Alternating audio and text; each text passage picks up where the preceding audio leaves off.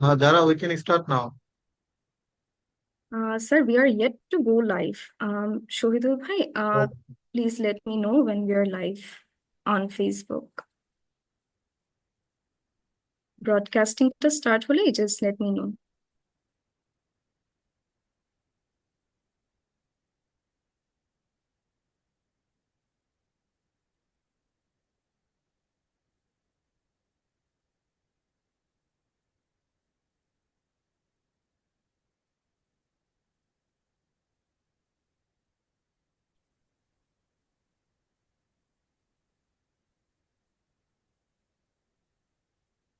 Okay, I think we're live now.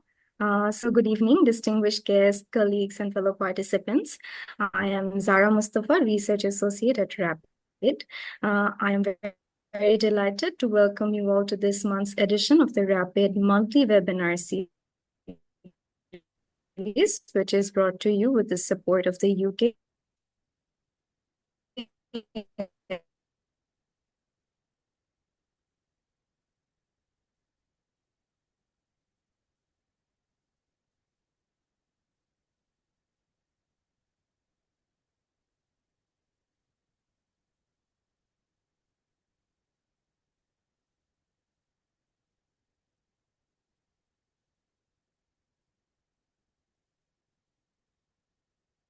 joining us as guiding us through this important discussion will be our moderator, Dr. Deen Islam, who is a research director at Rapid.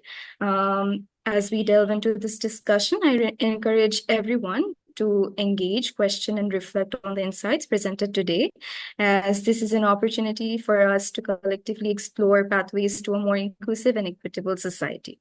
Without further ado, let us begin this exciting session of learning and dialogue. I now hand over the session to our moderator, Dr. Deen Islam. Over to you, sir. thank you so much, Jara. And good evening, good morning, and probably good afternoon, everyone. Uh, Thank you so much for joining us today at this time. So, as you know, Rapid Webinar is a platform for young researchers to showcase their research, to connect with their fellow researchers, and to get inspired and ideas from this presentation. So we always encourage young people to share their research on this platform. As a part of this, we have today Ibnat Hassan. She's doing her PhD at Georgia State University. And we have a very interesting topic today. The topic is from US, Alaska, but it might have some important implication and application for Bangladesh. We'll see in her talk. We are grateful to our discussion today, Dr. M.D. Nagum Hussain. He's the assistant professor at East Coast University. And also, thank you, Imran Hassan, associate director at RAPI, for joining us today and giving you time. So the format we are going to follow is this. So we will have our presentation about 20 to 25 minutes. And then we'll have comments from our discussion. Each discussion will have about 10 minutes. And then we'll open the floor. Any participant, if you have any comments, question, feedback, anything you'd like to share, we'd also like to give you the opportunity to share that, and then we'll come. So without further ado, I'd like to request Ibn Hassan to take the floor and present. Thank you. Thank you so much, everyone. Good evening to those who are in Bangladesh. Good morning and good afternoon to the rest of the world. In fact, I am in Georgia at the moment, which is 10 a.m. in the morning on the Sunday. So beginning with me, I am Ibnat Hassan. I'm a first year PhD candidate at Georgia State University at the Andrew Young School of Policy Studies.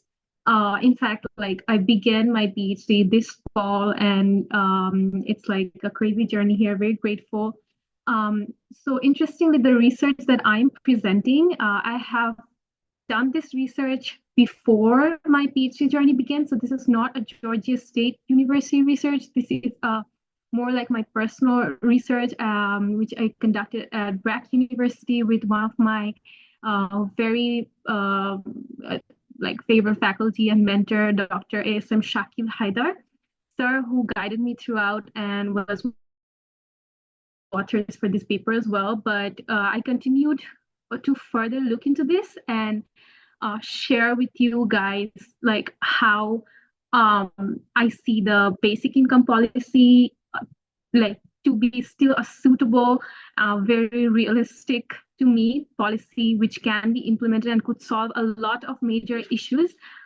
We will get back to basic income policies definition, but we will begin with the paper.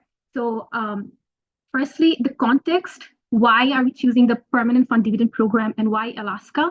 So if we look into evidence-based research, we want to look into evidence-based research. If I start with a small introduction of basic income policy, it basically says giving everyone a monthly amount of income from the government, no strings attached, just free money. This is the starting, but we'll get back to it, get back to more details of how this works and how and why we chose Alaska, because Alaska has a policy called the Permanent Fund Dividend Program, and it began in the year 1982. So this dividend program is one of the longest running unconditional fund transfer program, which is a practical example, which is still running in Alaska at the moment. It is like one of the very favorite places for all UBI researchers to look into. They begin with Alaska because this is the only like real life example. There are a lot of practical pilot programs going on with small sample sizes, but it doesn't look into like the macro or the long run effects of that program on like the labor market and stuff like that. We will also discuss why we chose the labor market and not like other behavioral stuff, why we think labor market is important. Specifically my paper, we do look into the Alaska's entrepreneurs, or we look into entrepreneurial income, the variable entrepreneurial income. We see the effect on entrepreneur. We did look into unemployment and stuff like that, but this paper is mostly on entrepreneurial income. The method we use is called the generalized synthetic control method. Some of you might have heard about the synthetic control method, and generalized synthetic control method is like a slightly different method by Zhu, and synthetic control method is by Abedi. Some of you who know about it, you might know about this. And we basically estimate an average treatment effect on the treated on this paper, or basically we want to see or in simple words, we want to see the effects of that policy on Alaska in entrepreneurial income, if it increases, decreases, or stays stable. We'll look throughout. So I do mention like one of the papers here by Jones and Marinescu, professors at University of Chicago, who basically did a very similar research of Alaska's permanent fund dividend program on the entire labor market. They put in a lot of effort, published in the AER, and they use the synthetic control method. And we do use like a similar state control that we'll discuss, which is very similar to Marinescu's paper. Now, before we like dive into the methodology, a little background on the policy. What is the permanent fund dividend program? So there's a separate website for it mentioned in the footer. As you can see, pfd.alaska.gov. If you guys want to see what this really is, they have a separate website. The background is Alaska, many years after its independence, discovered an oil reserve. And they promised that oil reserve money will be invested for future generations. So the profit that they gain from that oil reserve, they disperse a specific amount of money to everyone in Alaska, everyone who's a citizen, of course, taking into account of criminal records. If you're like a criminal or like in jail, you won't get the disbursement. But if you're a regular citizen of Alaska, everyone will get like a yearly stipend. This is a slight difference between the UBI and the Alaska policy, but we'll go through it. Yearly stipend, if I give you an estimate, it's around $2,000. Okay, $2,000. Everyone in Alaska gets this money. There was like a lot of previous research which went into this, which says that they found positive effects of small firm entry, or they find that Alaska, the permanent fund dividend program, the fund that they get yearly, that motivates, or how I'm interpreting it, is that motivates new entrepreneurs to enter the market or enter the business market. The permanent fund dividend also boosted jobs. They found boosted jobs, boosted personal income, reduced poverty, and while the fund has only grown. So this is a very interesting link about how they're getting the fund and then reducing poverty. So it has a lot of linking with the UBI, which we'll discuss again. Again, the Marinescu paper does who look into the labor market effect find that it does not decrease aggregate employment. So one of the discussion that we will, what I'm trying to point it out is one of the criticisms of this free money is that it will make people stop working, or they will leave their jobs, So this is one of the biggest criticisms. That's what many researchers look into if it's true or not. That is our motivation as well. Marinescu does find that it does not decrease the aggregate employment. There's no effect on the labor market. So little into the model. So the generalized synthetic control model, in simple words, if I want to explain, we basically conduct, try to see the effect of that policy. We'll show you a diagram about that, but the idea is to compare what would happen if the policy existed and what would happen if the policy does not exist. So how do we compare it if the policy did not basically exist? So we create the generalized synthetic control model, creates a counterfactual using 6 other states in the US, which has a similar economy to Alaska. So, but they don't have the permanent fund dividend program, right? So we use those 6 other states to create a counterfactual, and we compare it with Alaska's economy. And how do we choose the 6 states? There are 51 states in the US, or 50 states, I'm not sure about that. But there are 6 other states. We even Marinescu, the paper we mentioned, in the last line or the line before, we see that they use the same 6 states that we used, and the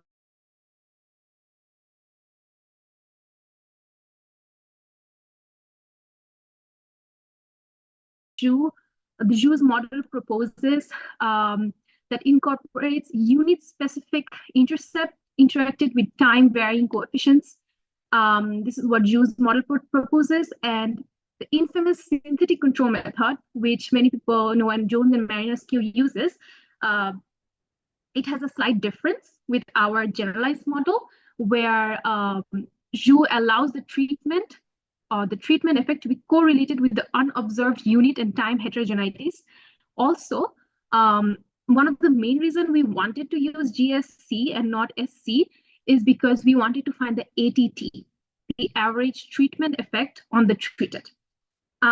Synthetic control method does not have an ATT value. It has a different interpretation, but we thought that to find proprietors outcome or effect on proprietors, ATT would be more appropriate.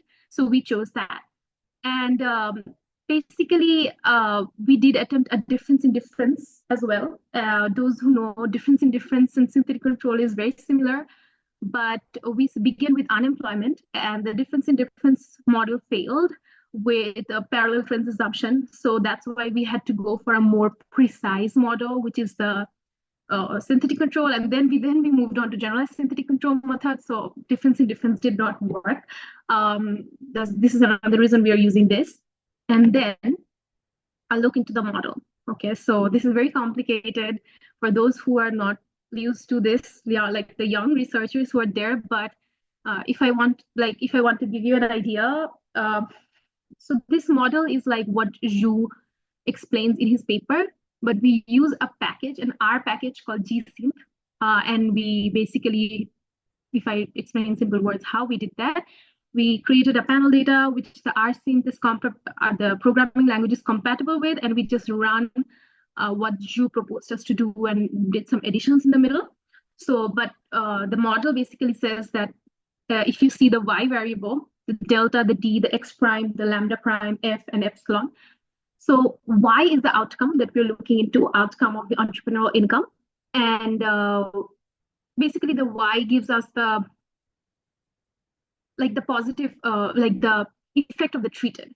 And delta and X prime and lambda prime, if I explain properly, delta DJ, or my bad, DDJ, JT is 1 if the state J has been exposed to treatment, and 0 otherwise. So in difference in different 0, 1, 0, 1, those who know about this. So delta D is 0, 1, 0, 1 when there is 0 when there's no treatment for that state, and 1 when there's treatment. And the delta variable captures that effect. X prime has, in simple words, all the control variables inside, and basically the observed covariates. And we use some covariates like non-farm proprietors income, which we'll go into. It sounds very complicated, but basically we control for all other factors that could lead to the proprietors' incomes to increase other than the policy. That's the idea. So we control the other factors, right? That could lead the proprietor's income to increase or decrease, because we want to only see the effect of that policy. So we do have to control a lot of other factors. We have to control a lot of other policies, which could also impact the proprietor's income to change. So that's what we do in this model. And one special thing is the FT and the lambda prime T, which you're seeing, which basically is the unobserved common factors and the factor loadings, which is what, from my knowledge and my understanding, is different from the synthetic control method. And the epsilon is basically what we commonly known as error, or the factor, or the difference, which the mean should be 0. That's what we know about in epsilon. Sorry if my description is not that accurate. I'm not an econometrician, but this is what the idea behind it. And yeah, we use the G-Sync method, and what you see below, the more complicated expression, is the ATT, or the average treatment effect on the treated. This is what we're interested about, and this is why we did this model, because we want to find the average treatment effect on the treated. And that brings out of it, and there's some mathematical expression behind this. So a screenshot to my data sources. So yeah, this is where we control and not control. So for you see the non-farm term, that means we are talking about on proprietors. Proprietors mean business owners, sole proprietors, who are non-farm proprietors, basically not farm income like any other businesses. So we chose, there is farm proprietors income as well, but we didn't work with that. We only work with non-farm proprietors income. That is what we look for, the outcome. That's the outcome we're looking for, the change we're looking for. And the rest, as you can see, we controlled for proprietors employment. Why did we control for employment? Because we don't want the proprietor's outcome to have the effect of the employment increase, so aggregate employment increase. We want to see the policy only, right? So we control for GDP, we control for taxes, and then we took account of education. So we cut down the sample size into those who have a high school degree and is age 25 and over.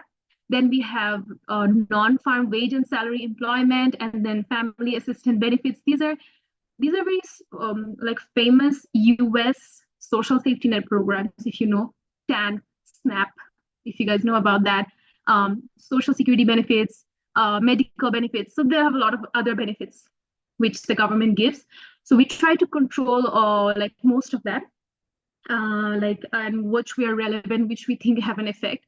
We do subtract policies which we think is irrelevant to that outcome, proprietors outcome, and do take into account what they have given here.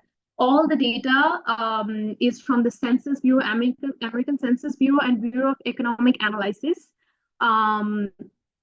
Mostly refers to aggregate data, and Census Bureau is more like individual household level data, which we use for high school, and we don't account for gender here. As you can see, it's for all male and female. So this is where the outcomes comes. If it's a very so how Ju analyzes his outcomes is through graphical readings, numbers and graphicals. So let's first begin with, I would say, the graphical ones. So as you can see on the left side is the estimated ATET. There's some white noise behind, which is yet to be interpreted, I would say. And on the right side, you can see two lines. Let's go to the right side first. There's a black line and a blue line. The black line is the treatment, like the Alaska outcome. And the blue line is the 6 other control states that we took outcome. And the straight line that you see is when the policy has begun to be implemented. That's 1982. So what we're trying to do here is, before 1982, we want both the lines to match. And after 1982, we want to see some difference if there is any effect of the policy. So the idea is, if it matches before, that means our choice of the control states was relatively correct. That's what happened in the difference in difference method, where the parallel trend assumption failed. It did not match before. That means something was wrong about the model. And what happened in the generalized synthetic control method is it matches, and it shows that before the policy, there's a slight gap in 1982. As you can see, it doesn't match a little bit, but relatively this was a satisfying outcome of the policy. And on the left side is basically the estimated ATT in average values described. Now let's go to the graphical outcomes. As you can see, the p-value is very high. That means there is no significant impact of that policy on proprietors' income. That is like what we found from our outcome here. We find the estimate to be 0.028%, but we can't interpret this because the p-value is 0.75, so which is very higher. So we do interpret there's no effect of that policy, of that permanent dividend disbursement on the proprietor's income. So even the robustness test that Zhu recommends is graphical. So we do have on the right hand side, we have a graph for factor loading. I'm not the greatest interpreter of this, but what basically it means that the graph actually is representing that the 3 factors. So like the model, when we run the GC, there are many factors which the model chooses and uses the smallest R star, which gives the lowest MSPE. This is like a very complicated idea of it, but what we're trying to say is the right-hand side graph, where we chose the latent factors, we see that it is indicated non-multicollinearity between the main factors that is chosen. That's the idea. So main factors which is chosen to show the outcome, there's no multicollinearity between them. So this is like a robustness check. And the left-hand side is basically the same graph with the blue and the red line, black and the blue line. Black line is the treated, blue line is the counterfactual or the estimated of the 6 other states, and the shade behind is basically the trajectory of the control states, basically, without any effect. So the idea is the range, like the outcome ranges and the projections should not be massively different. They should be in the same area. That's how Zhu interprets this. And this is relatively close, not perfect, but relatively close within the range here. That's what we did. But even after we did this, I think there is like a better suggestion, which my professor also recommended, that do double machine learning and other methods on this, which could give like a more accurate precision.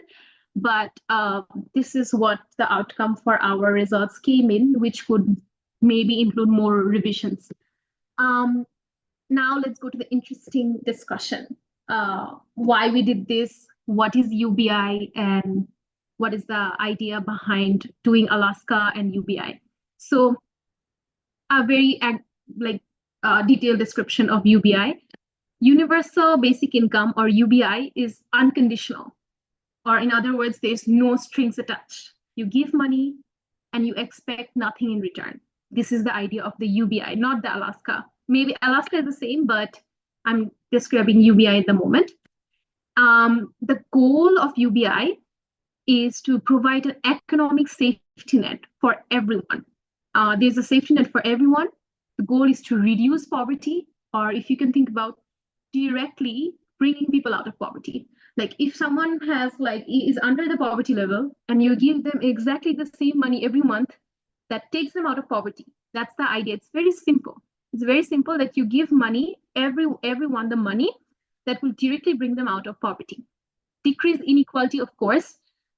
We don't expect everyone to reach like the top 1%, but there shouldn't be any like discrimination between the basic needs of an individual, which is very highly hampered by poverty and other factors. And everyone will have a fairer starting point. At least there will be no discrimination between those who are in the lower income brackets. They should have a fairer starting point. They have no money or money. This is more relevant in the UK, where and in the US as well, where 40% of the US population does not even have $400 in hand to cover an emergency. So that's like it's a big factor. Those who live in US dollars, they know that savings is something which people rarely have here. They live on mortgage and rent and credit. So what our research and most research suggests that free money or UBI would not disturb the labor market. I'm saying would not because we did not study UBI here. We studied Alaska. What's the difference? Alaska gives $2,000 a year. UBI would give far more, maybe like $500 monthly for those who are here. In Bangladesh, if the poverty is like maybe like, let me guess, maybe like $2,000 a month is like, if you're under $2,000 a month, you're under poverty, give them $2,000 a month, bring them out of poverty directly, and then see what happens, So the idea behind this is those who believe in the idea of UBI, they believe that poverty is actually caused by a lack of cash and not character. That's the idea. Like they think they're stuck in a poverty cycle, which is because they are under a poverty line. And if you bring them out, that would basically bring them out of the trap of poverty. And then you see what happens, you see what they do. So one of the main criticism, if you give them money, they will leave their jobs and they will not work and the employment will decrease and stuff like that. But this is what most research does not suggest. Even if there is an effect on the aggregate employment, it's very minimum. Like one paper suggests a 0.7% decrease, but that could be anything else. It could be COVID or anything else. The amount is basically what, this is my suggestion, that I think it should be exactly equal to the poverty level that would bring them out of the poverty level described by international standards. Basically, international standards description of Bangladesh poverty, international standards description of US poverty, because living incomes vary and the living styles vary. So it is a very basic idea, which is why it's called the basic income. And another criticism is, would it cause inflation? If we give everyone so much money, this would increase the aggregate price and the same cycle begins. There is research which, the paper when I did, the research when I read it, they said that there was no effect on inflation, they estimate, but I just found a very recent paper which found that there could be an effect on inflation, but the productivity increase from bringing people out of poverty with counterbalance that inflation. That's what the paper suggests, which I indicated in the footnote, universal basic income and in-depth analysis of universal economic impact. Now let's come to Bangladesh. These all suggestions, these are recommended by my personal recommendations on policy implementation and Bangladesh economy. This is not necessarily from any research paper, but I think Bangladesh has to, if we want to implement a very innovative and crazy policy, it's sometimes known as the utopian fever dream, free money and stuff like that. Before that, we do need to conduct some research. Even if the positive side of it is, even if we the reason behind conducting research is you don't know how much amount you want to give to people, So there are many questions before we start implementing the policy from tomorrow, So I think Bangladesh needs a very precise and reliable data infrastructure to begin with. We do have like a data infrastructure problem. We want a reform in the data infrastructure and maybe like a better census data, individual household level data on Bangladesh, which is honest, correct, and regular, not 5-year, 10-year gaps every year or something like that. That would very boost up the effects of research in general, and UBI is one of the advantages and one of the policies will take advantage from that. And I think before implementing this as a policy, one more reminder, there were a few other US President Richard Nixon, and also a US presidential candidate, Andrew Young.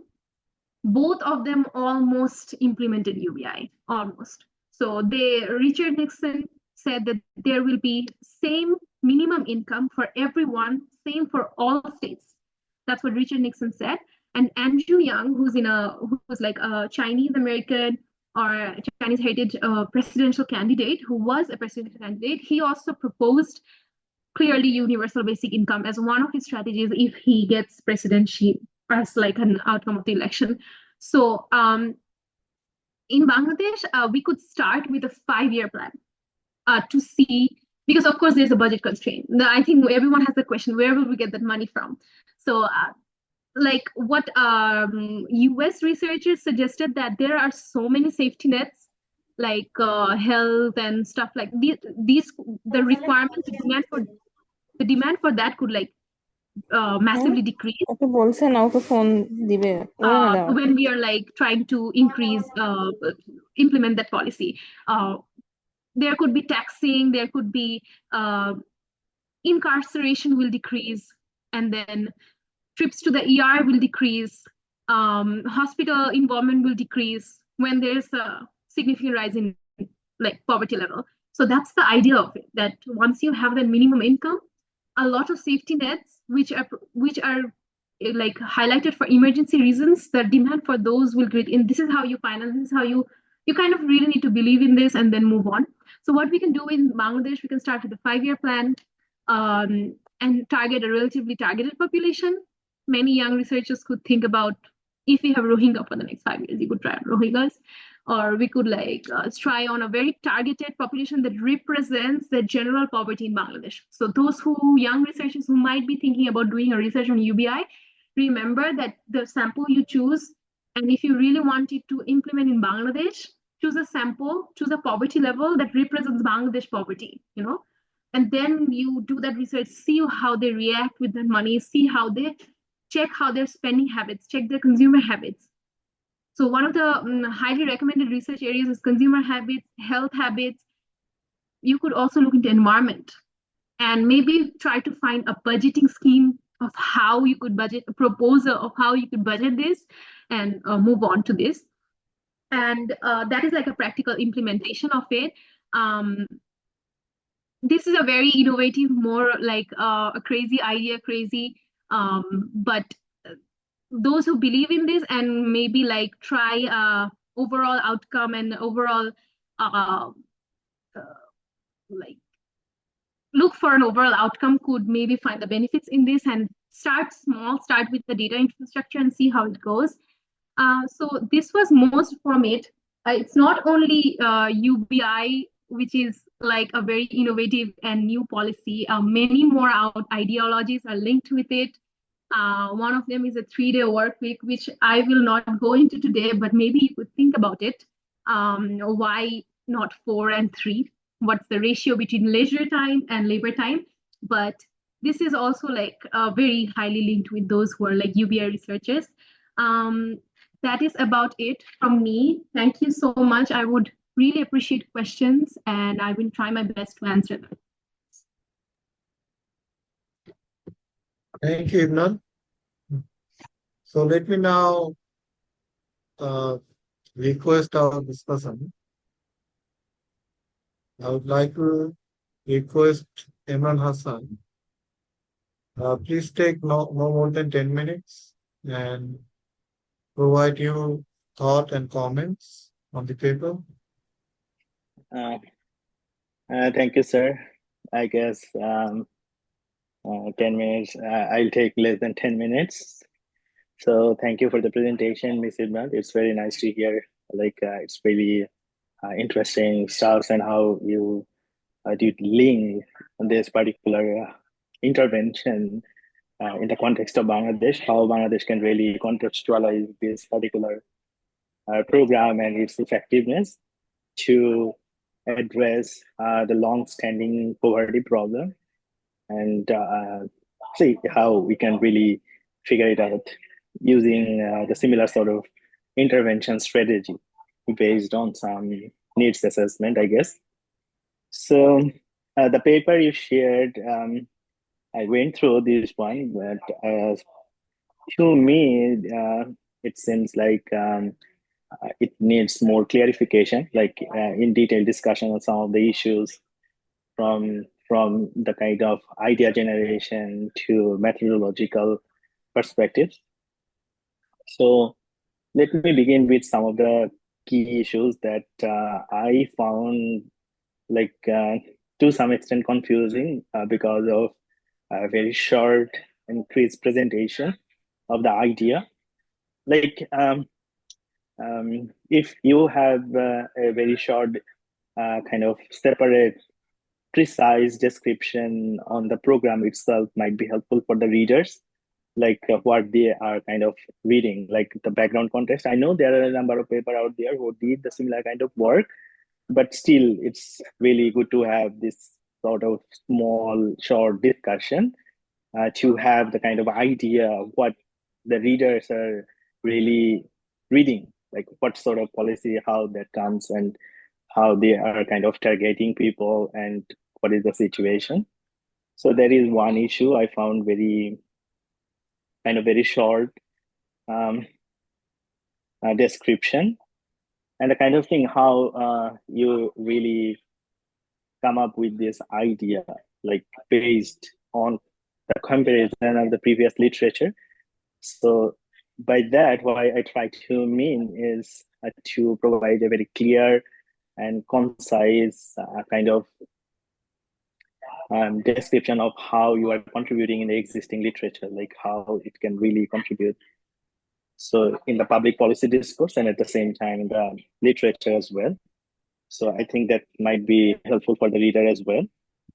So regarding the methodology selection, I'd like to outline two issues, like whether this particular program is random treatment or not. I think it should be provided in a detailed way. Maybe there could be some sort of kind of assessment as well, econometric assessment as well. Because in your figure 1, if I'm not wrong, in the pre-treatment period, in the convex hull, so there are only 2 points where Alaska is basically kind of interacts with some other state. Apart from that 2 particular point, Alaska has always been ranked in the lower round. So I would like to, or I'm interested to know whether Alaska has always been the case like that. If that is the case, then maybe that particular policy is a kind of targeted intervention, not random. So if you could have that sort of discussion, then probably the readers or people will be might not have the question like whether it's the random treatment or non-random treatment, because whenever we are intending to analyze causal sort of analysis, then the treatment must be random. Otherwise, it's very difficult to conclude the causal sort of conclusion. So that is one issue. I think you can look into that.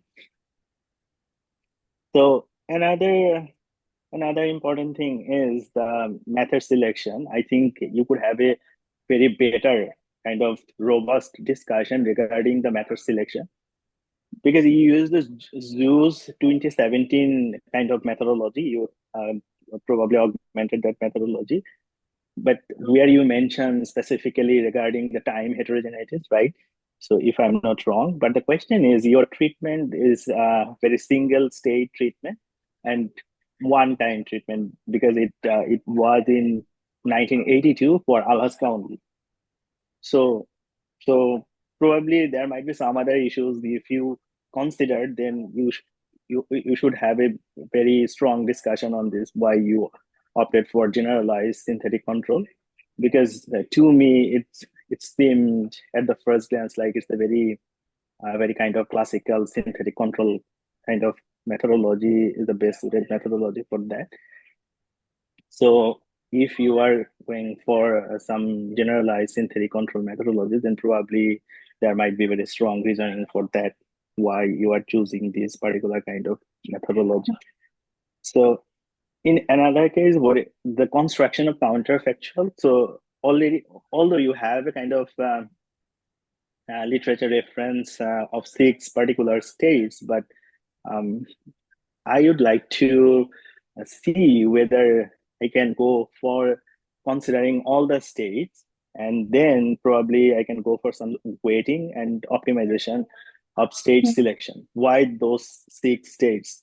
There are 50 states out there, excluding Alaska, right?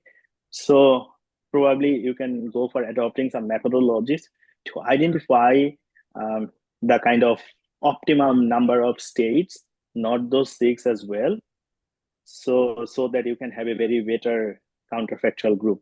So these might provide you better results. So I think that could be probably helpful to revise your paper and then come up with very good kind of results, discussions, and robustness checks, and everything and stuff like that. So that is the case. And regarding the link between Bangladesh, so I think rather than going into some new sort of UBI, Universal Basic Income, or something like that, so there are a number of social security programs are currently being operational in Bangladesh, probably more than 100, 115 around. So amongst these 115 programs, there are a number of programs. So basically, those are cash transfer programs. Some are conditional, some are unconditional. So isn't it better? What do you really think to come up with a very new strategy, or to assess the existing ones and their effectiveness, and at the same time, if those are proven to be effective, then is it really possible to kind of expand this program, like based on the assessment of those programs effectiveness? So I think that's all from me. Thank you. Thank you for the presentation once again. Thank you so much, Dr. Imran. Should I reply now or wait for other comments? Sorry, I'm not doctor yet. I think Oh, Mr. Imran, thank you so much for the comments. yeah, I think please hold on. We'll take all the comments questions and and then then get you okay, can. sure, whatever. I hope you had taken notes. Yeah, So I'm taking notes. let me now invite another distinguished discussant, Dr. Najibov. Please take 10 minutes to share your thoughts and comments. Thank you. 10 minutes, right? Okay. Assalamu alaikum, everyone. And I think some of you require good morning and some of you good evening. All right. So I would start, by rapidly thanking Rapid for inviting me to this program. And I also would like to congratulate our presenter. That was an excellent presentation. And I'm, again, the reason I'm thinking a little bit too much, I'm thinking Rapid too much is this paper basically get me started to think about universal basic income. I didn't really think about it, at least in the context of Bangladesh. So whether it is feasible or not, we'll get to that point. So let's get to your paper first. So first, I think I'll go with something positive. I'm not going to say anything negative, but some of the issues that I'll try to point out. So generalized control, synthetic control method. So it's an innovative approach that has, that you used in your paper. It has some interesting properties in terms of identifying the causal effect. It does not require parallel trend assumption. That is obviously a good thing when it comes to estimating the causal effect. Then it can also deal with unobserved time-varying factors that influences the outcome variable. Or if it is also flexible in terms of incorporating the unit-specific intercepts, as you pointed out, and also time-varying coefficients.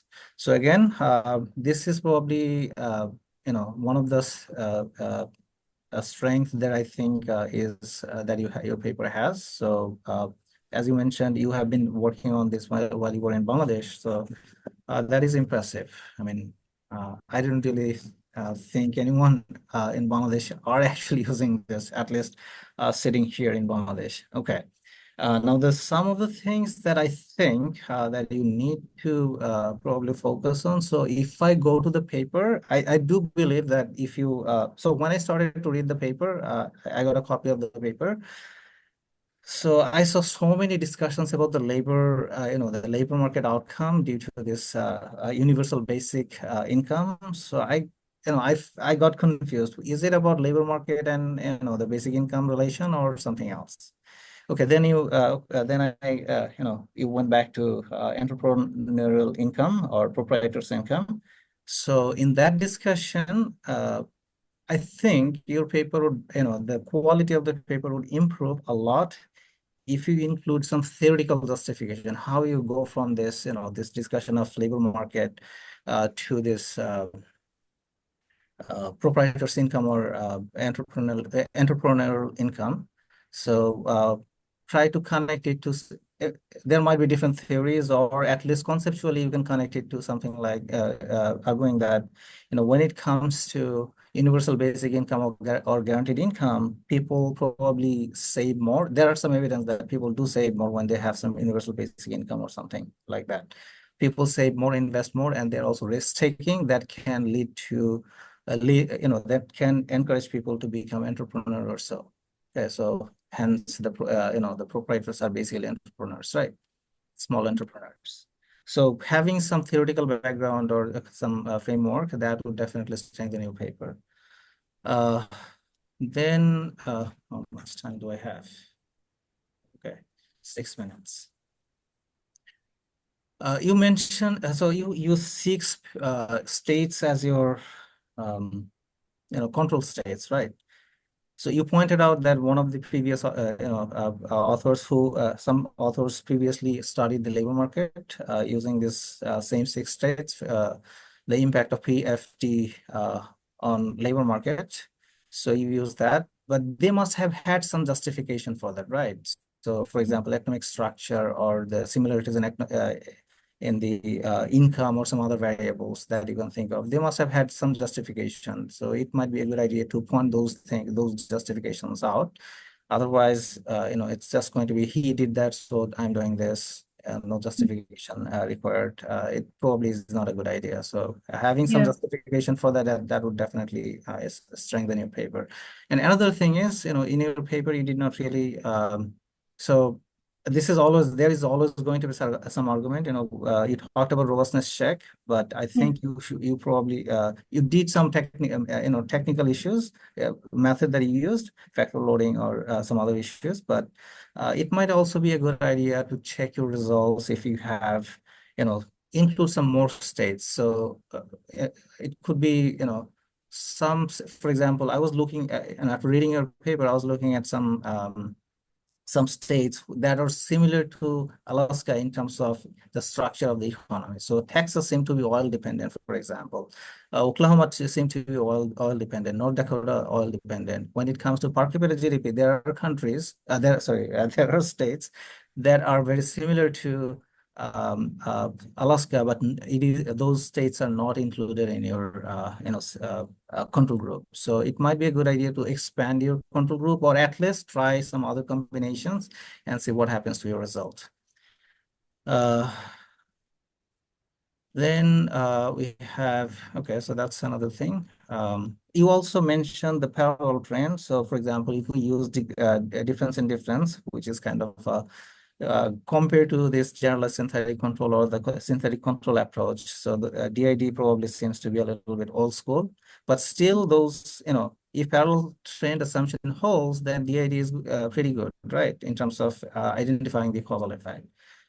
So the issue here that you mentioned that the DID fails, sorry, parallel trend assumption fails in your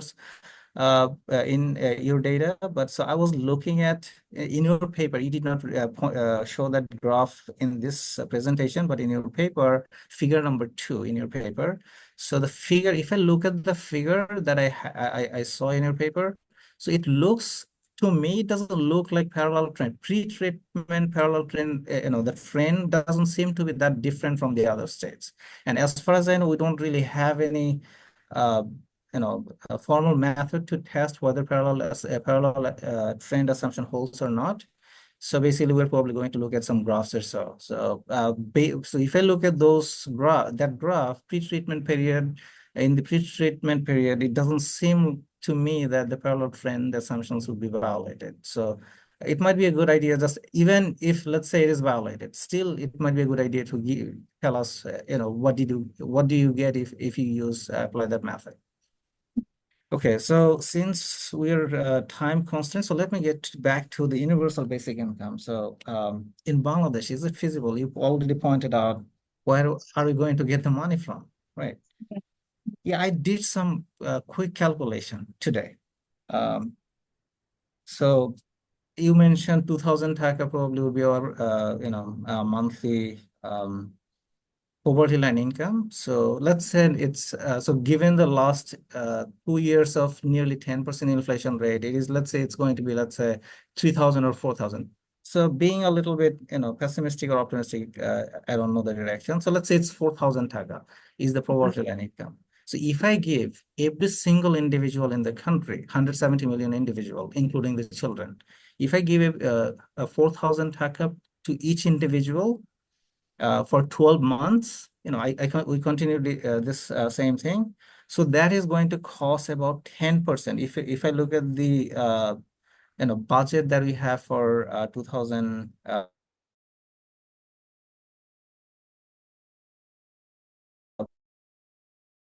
So if we give 4,000 taka to every single individual in the country, all children and adult and elderly people, everyone, so that is about 10% of our current budget.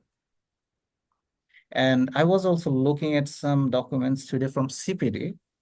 So CPD actually shows that, their estimates suggest that in 22, 12% of our budget in 22 was spent on social safety net program, excluding pension, the saving certificate interest and other things, or agricultural subsidy, excluding those things. 10%, 12% of the budget was spent on social safety net programs. In 2024, that was 9%. So 10% is not really that different. So if we drop all the social safety net programs and give every single individual 4,000 taka, so if you have a 4-member family, that's 16,000 taka. So monthly income of 16,000 taka for a 4-member family, I think it's a decent amount for them to live on, right? So even though I was quite skeptical whether it is a feasible thing or not, but after doing some calculations, it looks like it is not infeasible, in Bangladesh. So my time is up. I'm just going to take 1 more minute, okay? So there is a very recent study based on Kenya. So Avijit Banerjee and some other authors actually explored the idea of universal basic income. So they have an experiment. It's a long-term experiment that started in 2018. And it is going to, so there are 3 types of treatment. One is long-term universal basic income, that is for 12 years. Another one is short-term, that is 2 years. Another one is lump sum, one-time lump sum amount for equivalent to 2 years payment. And that study actually shows that universal basic income does not make people lazy. There are a lot of positive impact. It also encourages people to become entrepreneur or save more invest more or take more risks. So it does look like, so basically it could be a good option for Bangladesh, but as you mentioned, definitely we need to do a little bit more study on this. And with that, I'm going to stop. Thank you, everyone. Thank you, Dr. Nazmul Haq. Let me now open the floor. If you have any question from audience, Let me get back with these coins in like 5 minutes, and then we can go to the questions, or we can like together, whatever is feasible. yeah, okay. So uh, respond them very briefly. We are running Okay, out of okay. time. Yeah, Um, thanks. yeah. So most points are similar. So if I like, firstly about I'll begin with. So this is like the paper I sent both to Mr. Imran and Dr. Nazmul, who looked into it. It's like the first draft. So I actually didn't prepare to like enhance the paper. It was the first draft I wrote in like 2023, and I then PhD started. So I really didn't get time to get back to the paper. So thank you so much for making it easier for me through with all the feedbacks, so that I can, if I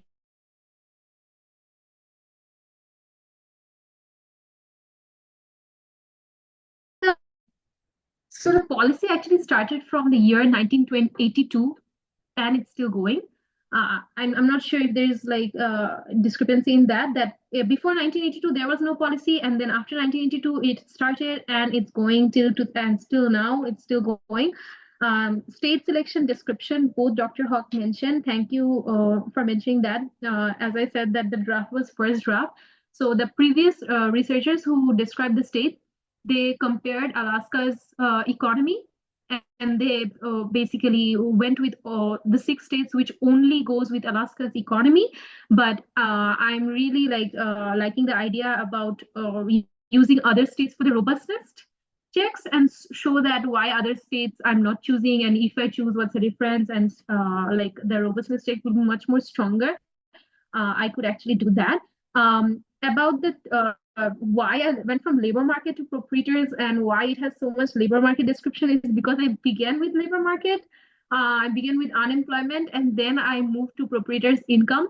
But yeah, I didn't get time to draft it. So, but my idea was, as Dr. Nazmu mentioned, that proprietors are like small entrepreneurs and small business owners, and they kind of like might impact the labor market. That's why I tried to relate it, but there should be more theoretical description of why I should talk about proprietors income and why it's important. And whether it's random or not, or targeted, that Dr. Emmer mentioned, Alaska's policy is for everyone.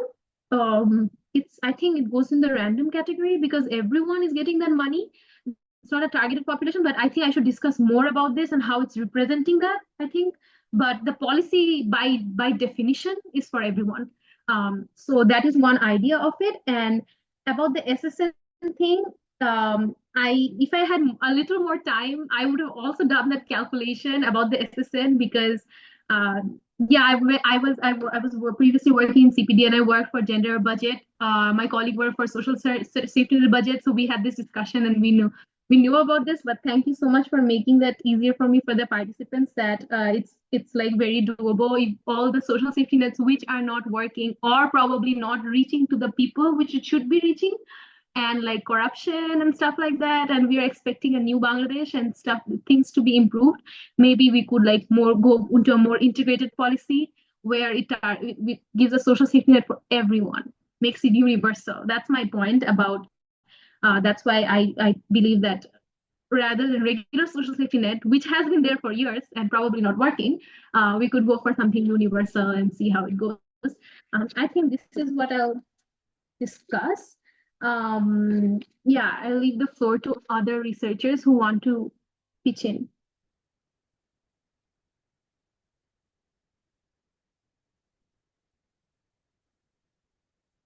It could be anything. I'm like a very young researcher, like everyone else here is. So, and I did put in a lot of like links in the like footers, for actually for the young researchers to not be scared of the synthetic control method.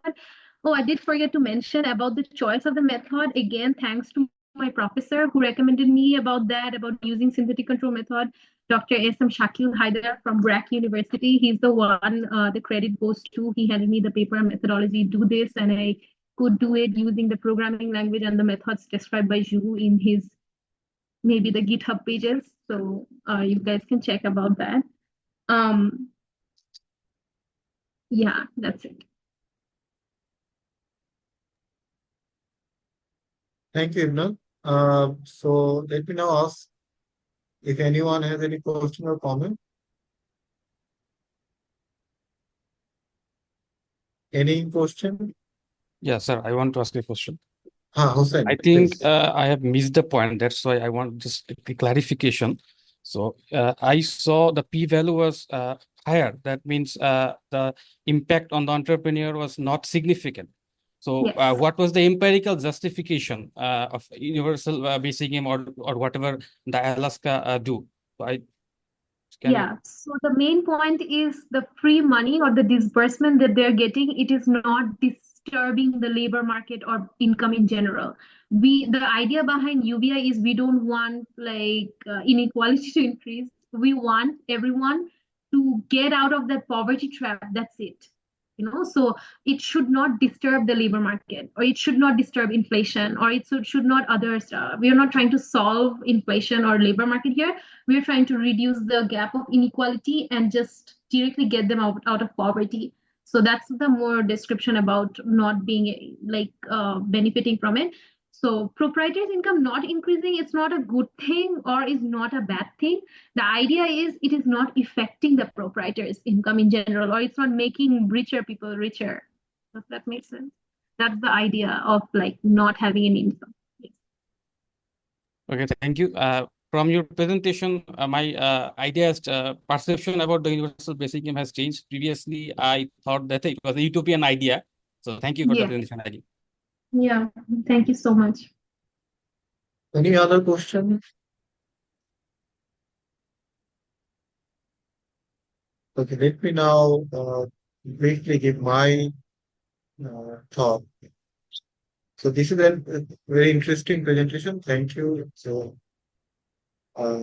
interesting topic, interesting methodology. But I'm just wondering why not other interesting outcomes? Like, what is the impact on, say, education or health or some measure of happiness, as you mentioned? Why proprietor's income? It's, proprietor's income can be affected in many directions. What will be the net impact is insignificant.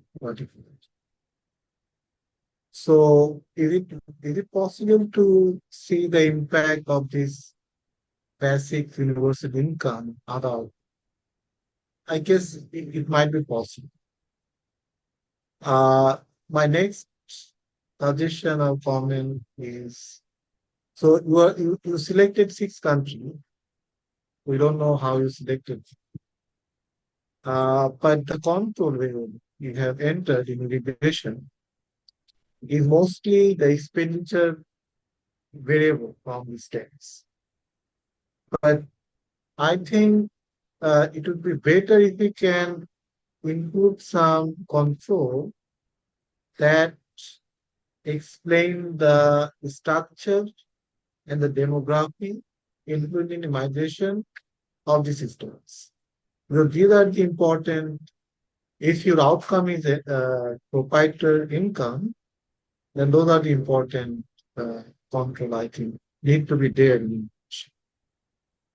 Then I think synthetic control is a good method for this question, this type of question.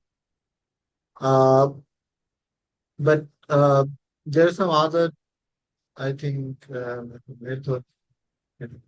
So try some kind of event study framework. If you want to look at short-term impact, especially on poverty or some other short-term impact, say business or inflation or employment, I think in that case, it would be appropriate to use some kind of even study framework. So because when you are trying to construct the synthetic control, uh, the way is not very transparent, and it can ruin your results. So if you can think in that way, and then the last thing is that I'm not actually clear how you are actually connecting the findings of your paper, of your current paper, with the suggestion you are providing for Bangladesh. So I think for a good academic paper, that has to be tightly linked, because you haven't checked the outcome as education, health, even employment. Other people have found that universal basic income does not have negative impact on employment. But that's you're talking about extensive margin employment. What about the intensive margin? Uh, does it have an impact on that? And then it can have impact on uh, productivity. If you're saying that productivity improve, that might come through the reduction in intensive margin employment. So I think the data set is very interesting. The research question is interesting, and I think we can do a lot more with this data set to understand more. And I wish you all the best. So you don't need to respond to my question. It was Okay, the thank suggestion. you. Yeah. Any other question or comments from anyone from audience? So I have, I mean, I wrote it down, but I forgot to point out because of the time limitation. So I guess since the floor is open, I can point that out as well. So when you, I think one of the control variables that you had was personal current taxes. Mhm. Is it personal current taxes versus, the taxes that proprietors pay? Are they different? If they're different, is there any way, I mean, more relevant variable would be, instead of personal current taxes, a more relevant one would be if they have some business taxes when it comes to controlling for the other things. And in terms of, finding your control states, since you're looking at the proprietor's income, if possible, you probably should look for states that have similar, rules and regulations regarding the running businesses, especially self, you know, the proprietary businesses. And the other thing that I wanted to point out was, you know,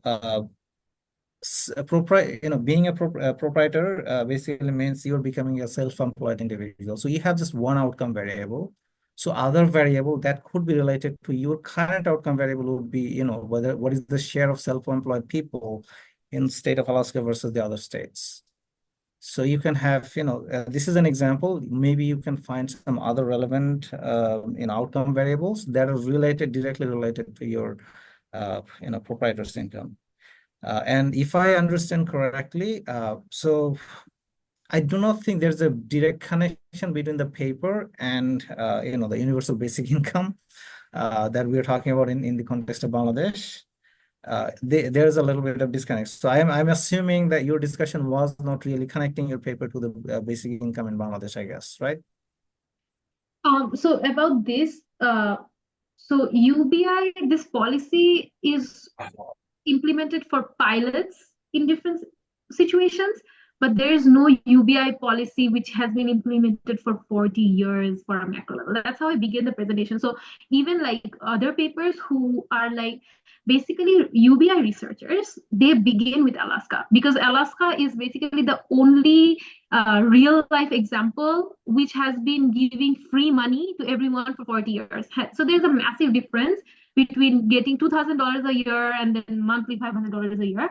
So this is what I'm saying. But my point about presentation and linking Bangladesh and why also I did not mention UBI in the paper is the same reason, because Alaska does not really represent UBI, like the true UBI. That's why I didn't discuss UBI much. Like even in other papers, they basically said this could be an idea of an UBI, because internally they are UBI researchers, but this is the real life example. This is one reason I didn't include UBI policies in the paper, because Alaska is not truly UBI. That's why one of my slides said, what is truly UBI, So I wanted to, as like my point and my agenda of this presentation was so that everyone can have a cleaner idea of UBI after this and a new idea of UBI after this, and maybe like start thinking about this. But even like the Bangladesh thing, so I did this paper in 2023, and now we are like imagining a new Bangladesh. So that is how we came. I wanted to like also include this discussion about like what it might think. So of course there's nothing about Bangladesh in the paper, which both like my original paper. I just got it into the presentation because I wanted people to think about a clean UBI in a Bangladesh perspective. So yes, there is like it's a weird presentation which really does not have everything in the paper, but my ideas were to introduce ideas. Yes. Thank you so much, Ibrat Hassan. It was a very interesting talk. And thank you so much, Dr. Nazmul Haq and Imran Hassan, for your time today. And I'd like to thank all of you who were here till this end. And I'd like to invite all of you to our next month's webinar. And if any one of you are interested to share your research in one of our next webinar, you are most welcome to contact us. Have a very good night. Thank you for joining us. Thank you. Thank you, everyone.